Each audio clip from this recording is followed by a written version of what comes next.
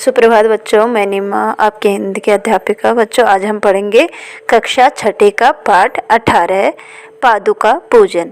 पादुका पूजन का अर्थ है, पादुका जो होते हैं पैर में पहनने वाली चप्पल है, जिनको आप बोलते हो चप्पल, उन्हें बोलते हैं। और पूजन यानी चप्पलों की पूजा।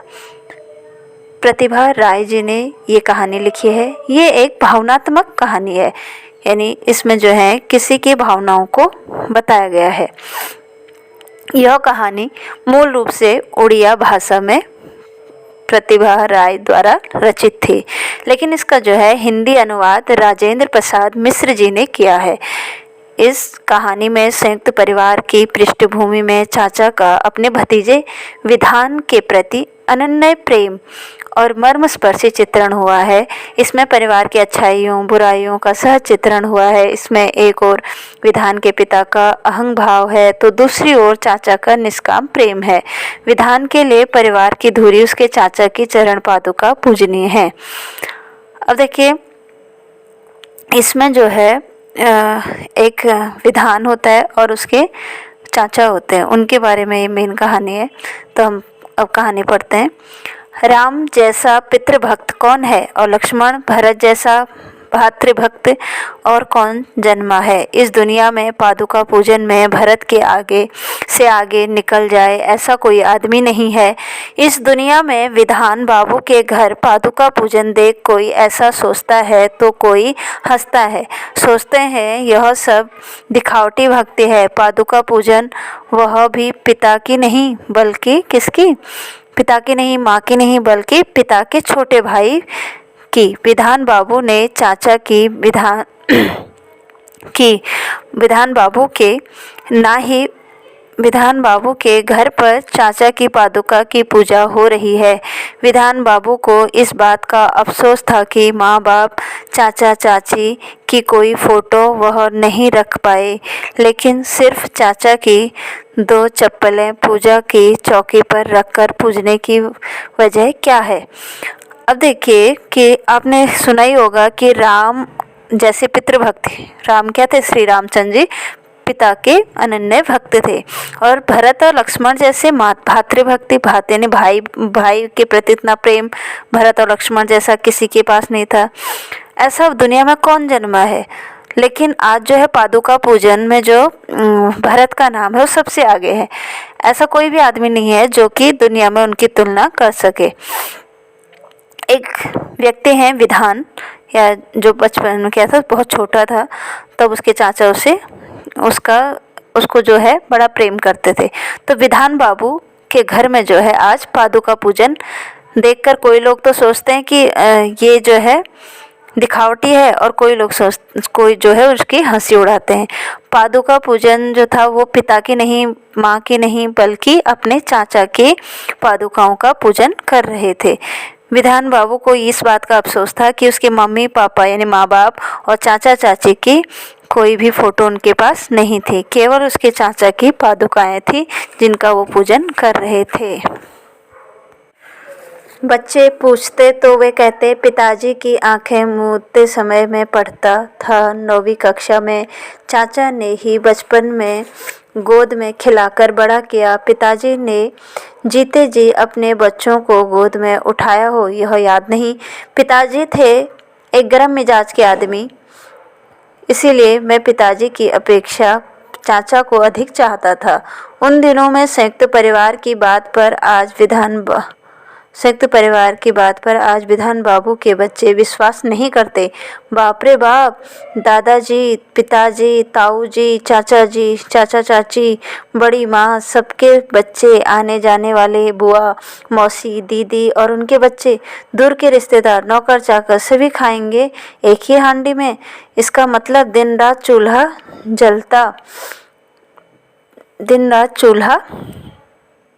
जलता रहेगा, शादी विवाह की तरह।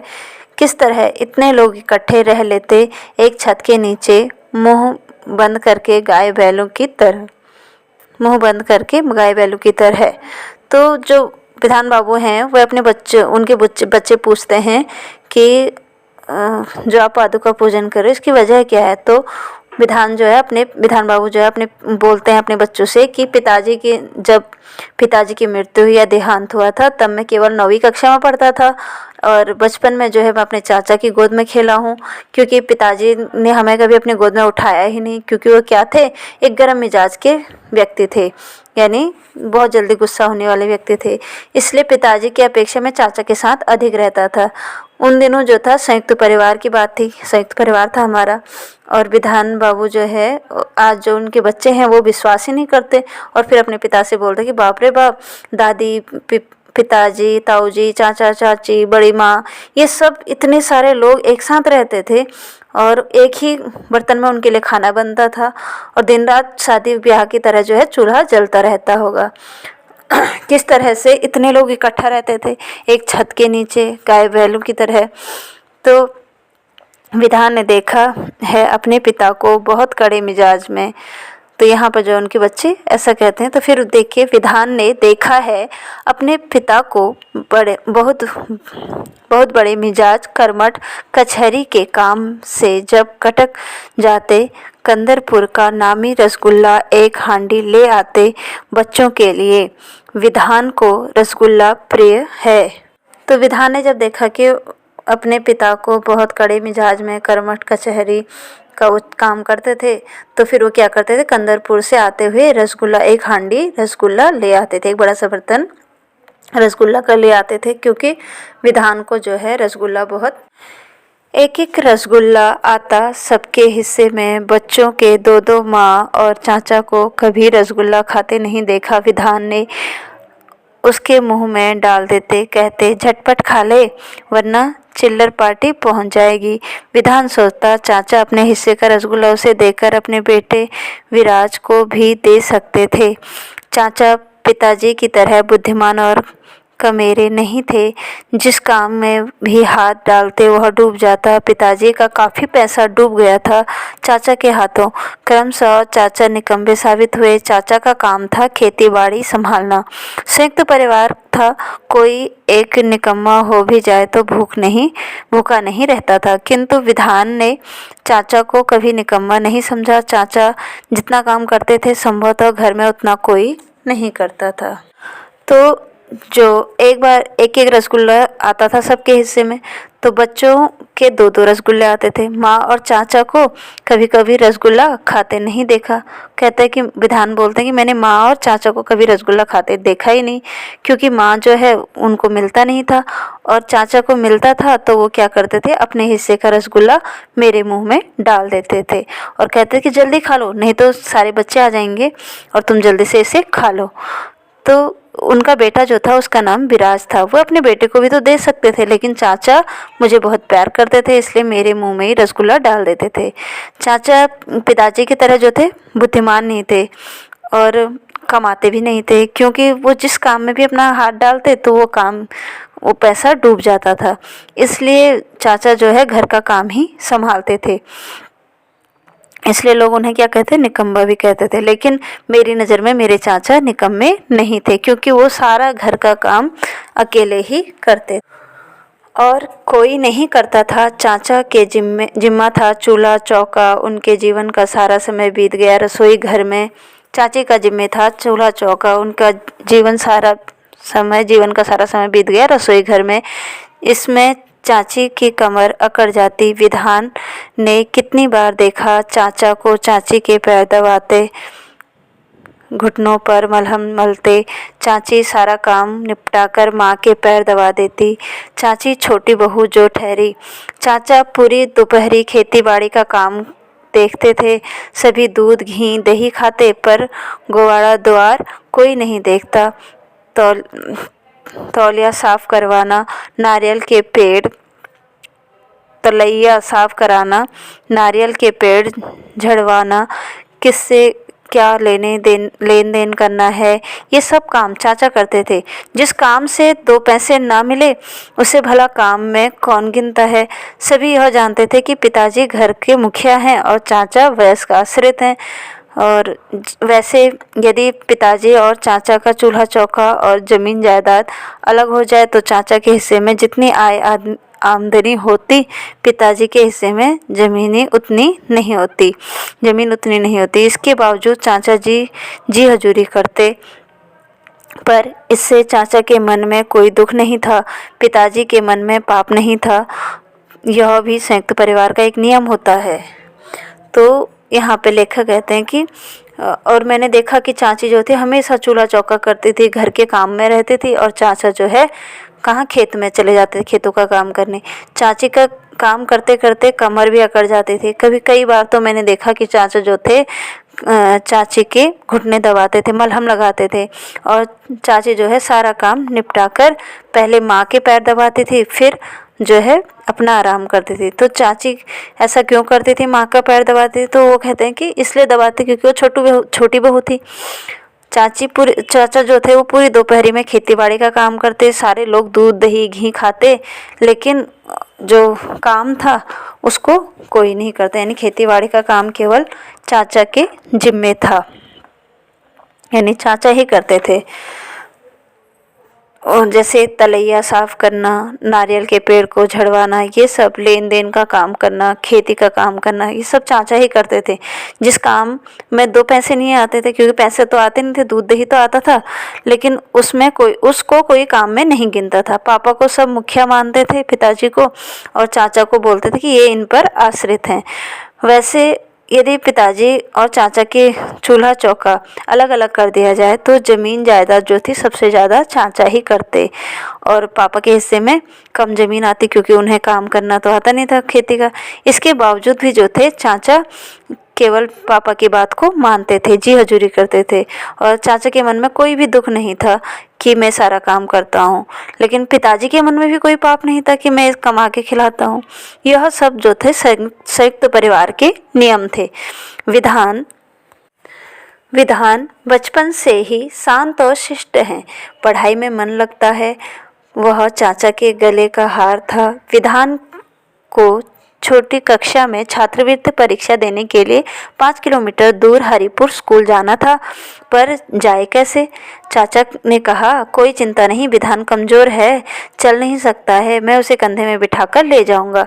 विधान को कंधे में बिठाकर चाचा हरिपुर गए, और ग्रीष्म यानी गर्मियों के दिन थे, गर्म रेत थी, पैर जलते थे। चाचा को ज़रूर कष्ट होता होगा, क्योंकि नंगे पैर चलते थे। चाचा के पास चप्पल ही नहीं थी पहनने के लिए, पैरों में छाले पड़ जाते थे, पर चाचा ने चप्पल पहनने की इच्छा कभी दिखाई नहीं, किसी से बोला ही नहीं। चाचा के लिए एक जोड़ी चप्पल ना खरीद पाने जैसी हालत भी नहीं थी घर की। कोई खरीद तो सकता था, लेकिन किसी का दिमाग इस तरफ था ही नहीं, किसी के दिमाग में ये बात घुसती ही नहीं थी। चाचा कोई कारोबार करने वाले कमाऊ आदमी नहीं थे। 5 लोगों के बीच उठना बैठना तो होता नहीं था, फिर क्यों पहने चप्पल?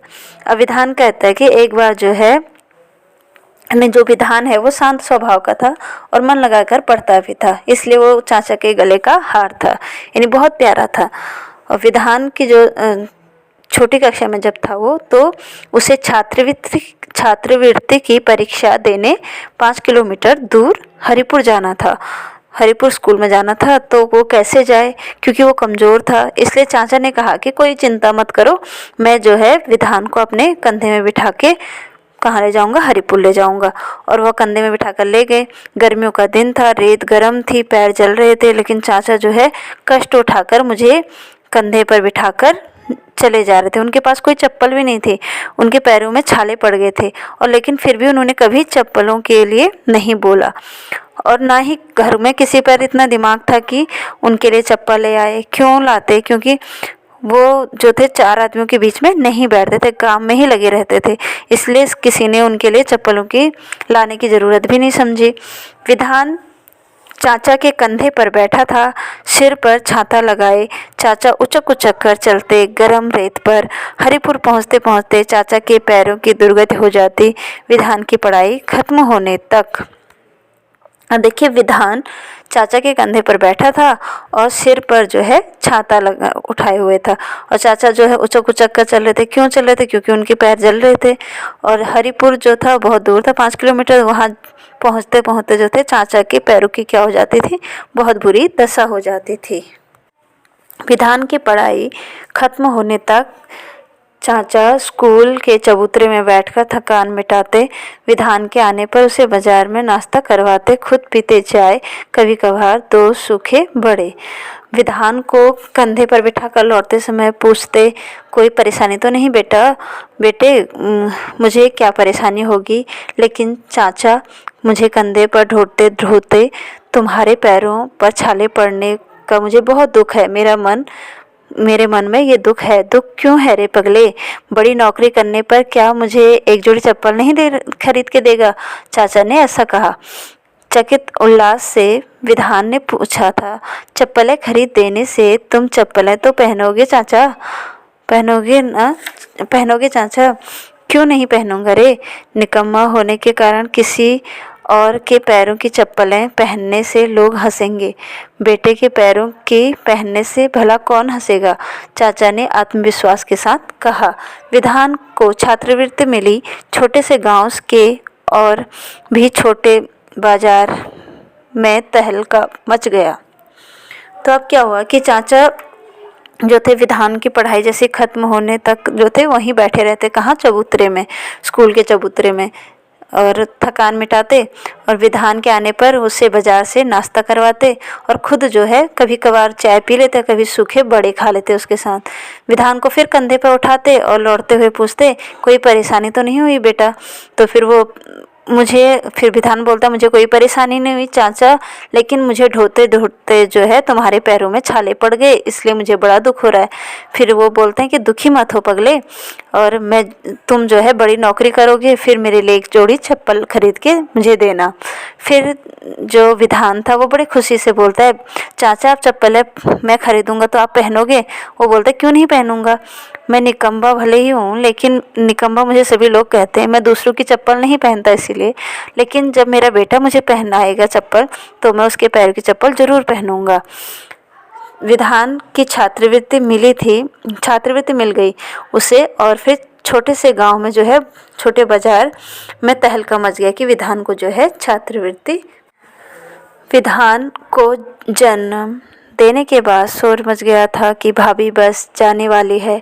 चाचा याद करते हैं, भैया ने खुद मेरी बीवी को बुलाकर कहा, आज से यह लड़का पहले तुम्हारा है, बाकी सबका बाद में। इसकी माँ के बचने की कोई उम्मीद नहीं है, और आज जब विधान की छात्रवृत्ति मिली तो कहते हैं विधान उनका बेटा है।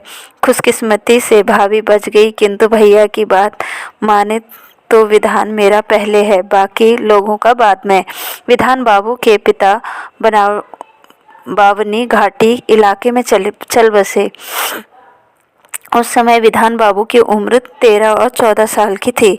इसके बाद उन्होंने अपनी निष्ठा और बुद्धि के बल पर जो है पढ़ाई की, नाम कमाया, ऊंचे ओहदे पर यानी ऊंचे पद पर रहे, और नौकरी पा जाने के बाद चाचा गांव से अनेक चीज़ें जो है उसके पास ले जाया करते थे। विधान बाबू जो है चाचा को बहुत मानते थे। चाचा के सांस रोग के लिए च्यवनप्राश, विटामिन के साथ साथ मिठाई, फल गांव के लिए भेजते थे। चाचा उतने ही खुश हो जाते और आशीर्वचन उड़ेल देते, यानी उसको बहुत सारा आशीर्वाद देते। देखते देखते चाचा बूढ़े हो गए, थुल बूढ़े, यानी मोटे, जो कि केवल क्या हो जाता है, सूजन आ जाती जिसमें। रोज़ रोज़ घर में कौन पूछता है बूढ़ों को। इस बार ऊपर से बुलावा आने का वक्त आ गया था। खबर पाकर विधान बाबू भी गए थे। चाचा को रसगुल्ला बहुत अच्छा लगता था, लेकिन चाचा के हिस्से के रसगुल्ले विधान बाबू को ही खाने पड़ते थे। चित्रा चाचा के पास बैठकर उन्हें रसगुल्ला खिलाने। अब क्या हुआ कि विधान को जन्म देने के बाद शोर मच गया कि भाभी बस जाने ही वाली है। जब विधान का जन्म हुआ तो उसकी यानी जो भाभी जाने वाली यानी विधान की जो मम्मी थी उनकी बहुत ज़्यादा तबीयत ख़राब हुई, तो वो बोलते हैं कि अब वो जाने ही वाले हैं, चाचा ऐसा कहते हैं।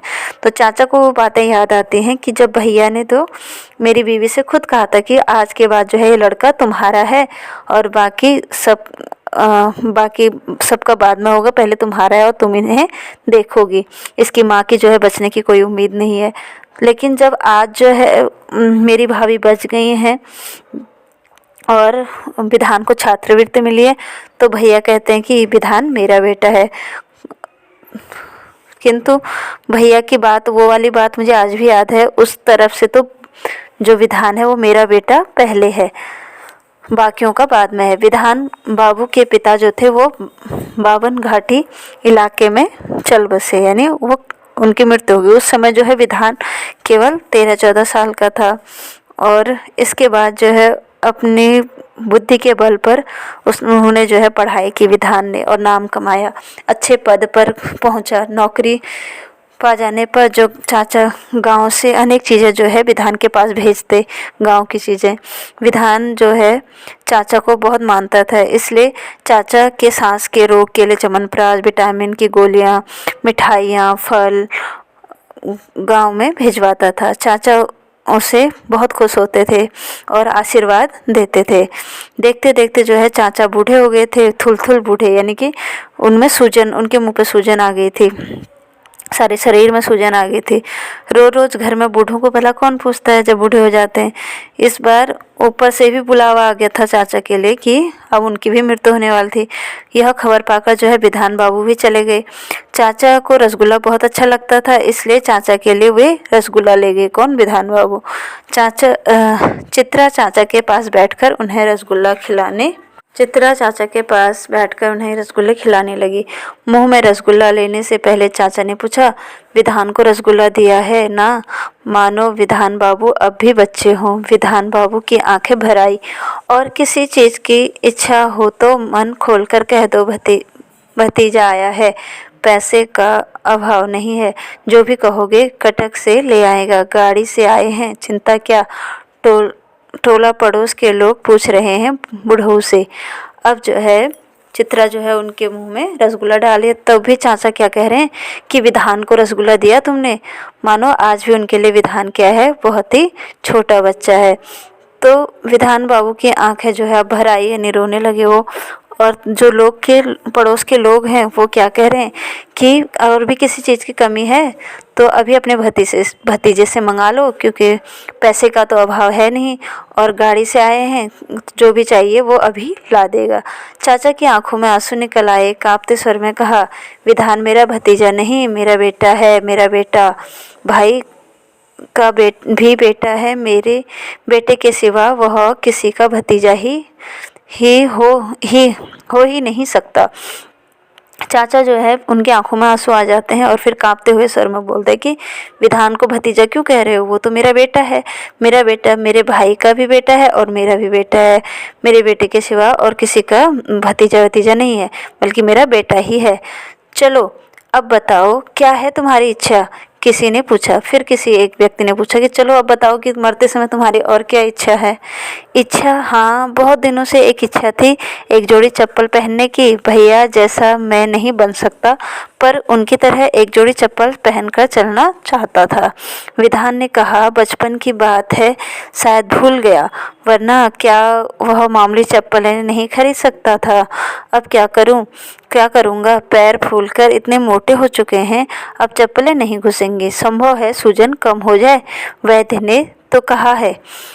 अब देखिए, तभी एक व्यक्ति बोलता है कि चलो अब बताओ कि तुम्हें क्या इच्छा है मरते समय, कोई किसी चीज़ को की इच्छा है तो दे देंगे। तो फिर उन्होंने क्या इच्छा जताई, हाँ बहुत दिनों से एक इच्छा थी कि मैं एक जोड़ी चप्पल पहनूं, किसकी तरह, भैया की तरह, लेकिन ऐसा मेरे और उनकी तरह मैं जो है ऐसी चप्पलें पहनकर चलना चाहता था। विधान जो था जब छोटा था तो उसने बचपन में मुझसे कहा था कि मैं ला के दूंगा, शायद वो भूल गया क्योंकि उस समय तो बहुत छोटा था, वरना वो मेरे लिए मामूली चप्पल कब के खरीद लाता।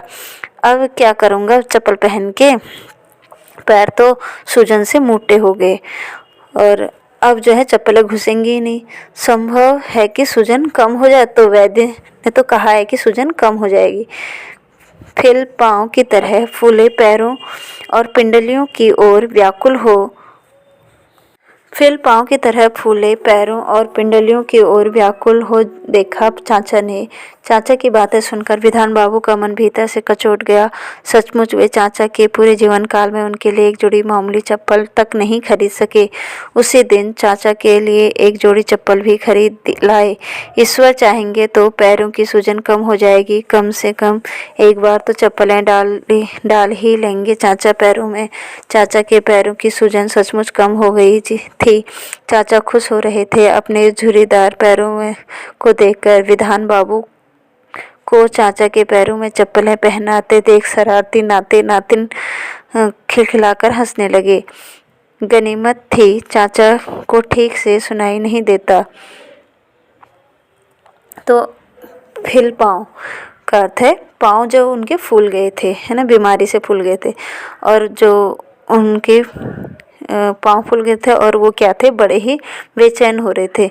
और उन्होंने देखा, चाचा ने देखा चाचा की बातें सुनकर जो है विधान बाबू के मन में भीतर से वो अपने आप को कचोड़ रहे थे कि मैंने क्या, सचमुच में मैंने जो है अपने पूरे जीवन काल में अपने चाचा को एक जोड़ी चप्पल नहीं दिलाई खरीद कर। तो उसी दिन जो है चाचा के लिए वो एक जोड़ी चप्पल ले आए और बोला कि भगवान चाहेंगे तो चाचा के पैरों की सूजन कम हो जाएगी और वो कम से कम एक दिन तो चप्पलें पहन लेंगे। तो उन्होंने जो है चप्पलें पहन डाली। चाचा के पैरों में सूजन कम हो गई सचमुच में, और चाचा खुश हो रहे थे अपने पैरों में चप्पलें देखकर। विधान बाबू को जो है चाचा के पैरों में चप्पलें पहनाकर जो शरारती उनके नाती नातिन थे चाचा के, वो हंस रहे थे और क्या कह रहे थे, हंसते हुए कहते कि क्यों पहन रहे हैं। लेकिन अच्छा है कि चाचा को जो है उस समय कम सुनाई देता था, किंतु जो औरतें थी वो दबाकर धीरे धीरे मुस्कुरा रही थी। जो उनकी बहुएं थी वो क्या करती, मुस्कुरा रहे थे। और किसी ने तो किंतु कुछ औरतें जो थी वो, यानी जो उनकी बहुएं थी, वो अपने होंठ दबाकर जो है ऐसे मुस्कुरा रही थी और फुसफुसा कर कह रही थी कि मरते समय जो है बूढ़ों को बड़ा ही शौक लगा है चप्पलों का। विधान बाबू खुद को अपराधी समझ रहे थे। क्यों किया उन्होंने ये मजाक? खुद को ग्लानि मुक्त करने के लिए वे चप्पलें खरीद लाए, चाचा के पहनने के लिए नहीं। यह बात उन्हें खुद को नहीं, वहाँ उपस्थित सबको साफ साफ दिख रही थी। क्या ज़रूरत थी मौत के मुंह में जाते चाचा के लिए चप्पलें खरीद कर लाने की? चाचा चल बसे। चप्पलों की जोड़ी वहीं रखी थी, पैरों के पास। मरते दम तक कहते रहे, उन्हें वहीं रहने दो, मेरे विधान ने खरीदी हैं, शायद फिर उठकर चलने लगूं। काश विधान की खरीदे चप्पलें पहनकर चलने के लिए ही भगवान मुझे जिला दे। मरते समय बहुत बेचैन हो उठते थे जीने के लिए। अब विधान बाबू कहते हैं कि खुद जो है मैं अपने आप को एक अपराधी समझने लगा था, क्योंकि मुझे ये लग रहा था कि मैं जो है मेरा मजाक बन रहा है। मुझे खुद शर्म आ रही थी कि मैं जो है चप्पल जो है अब खरीद के लाया, और चाचा जो है अब पहनने के लिए नहीं बल्कि केवल खुद उनको दिखाने के लिए। और जो वहाँ लोग उपस्थित थे उनको भी साफ साफ यही वो कहना चाहते थे शायद मुझे कि मौत के मुंह में जब वो जा रहे हैं चाचा, तब चप्पल खरीद कर ला रहे हैं दिखाने के लिए। अब चाचा चल बसे थे। चप्पलों की जोड़ी तो वही रखी हुई थी उनके पैरों के पास ही। जब तक वो मरते दम तक जो है उन्होंने बोला कि वो चप्पलों को कोई मत उठाना, वो मेरे विधान ने खरीदी हैं, और शायद मैं जो है फिर से क्या पता चलने लगूं और मैं फिर से उठकर खड़ा हो जाऊँ, अपने विधान की लाई हुई चप्पलें फिर से पहन लूँ। मरते समय उनका मन जो है जीने के लिए बहुत ज़्यादा था। चाचा के क्रियाक्रम के बाद विधान बाबू चाचा की चप्पलें सिर से उठाकर बगल में दबाकर वहाँ से ले आए, जिन्हें सिर्फ एक बार चाचा के पैरों का स्पर्श मिला था। 14 वर्ष के बाद लौट आने का वायदा भरत से किया था रामचंद्र ने। चाचा ने ऐसा कोई वायदा नहीं किया, लेकिन उदास गर्मियों में धूं दोपहरी में जब धरती जल रही होती, चाचा उन्हीं चप्पलों को पहनकर थप थप करते विधान बाबू के सीने पर चल रहे होते। अब चाचा का क्रियाक्रम भी हो गया, वो मर गए थे तो क्रियाक्रम हुआ, लेकिन विधान बाबू जो है उन चप्पलों को अपने सिर में उठा के और फिर अपने बगल में दबाकर जो है ले आए थे। सिर्फ एक बार जिनको जो है चाचा ने पहना था वो वाली चप्पल। 14 वर्ष के बाद तो श्री रामचंद्र जी ने भी भरत से वादा किया था कि मैं जो है वापस लौट के आऊँगा, लेकिन विधान बाबू कहते कि मेरे चाचा ने कोई वादा नहीं किया था कि मैं वापस लौट के आऊँगा। लेकिन वो जो है आज भी जब बहुत ज़्यादा गर्मी होती है, धूप लगी होती है, तो वो यादें आज भी जो है विधान बाबू के मन में है कि जो उनके चाचा जो है बिना चप्पल के कहाँ चलते थे, रेत में चलते थे, गरम रेत में, और विधान को स्कूल पहुँचाते। वो सारी यादें आज भी जो है लौट लौट कर हर गर्मी में विधान बाबू को याद आती हैं। तो यहाँ पर हमारी कहानी समाप्त हुई। धन्यवाद।